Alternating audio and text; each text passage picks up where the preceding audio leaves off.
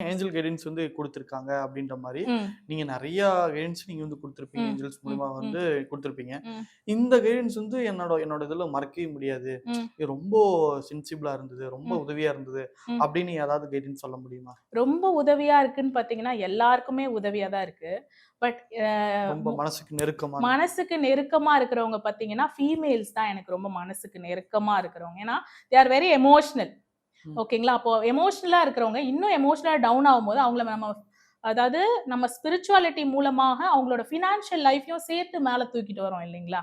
அவங்கள முதுகுல குத்துறவங்கள காட்டி குடுக்குறோம் இல்லைங்களா? ஒரு படம் போட்டு காட்டி குடுக்குற மாரி காட்டி குடுத்து மேல தூக்கிட்டு வரோம் இல்லைங்களா? அதெல்லாம் கண்ணால பார்க்கும்பொழுது, நான் வந்து கார்ட் எடுத்து சொல்லி பிரெக்னன்சி பாசிட்டிவா இல்லையான்னு தெரியல.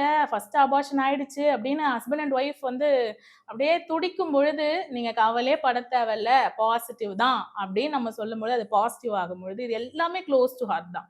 எல்லாமே உயிரோட கலந்தது. எல்லாமே உணர்வுகளோட கலந்தது. பொருள் பற்றி என்கிட்ட மணிக்காக வரவங்கலாம் ரொம்ப கம்மி தான். மனசு ஆத்மார்த்தமா வரவங்க தான் அதிகம்.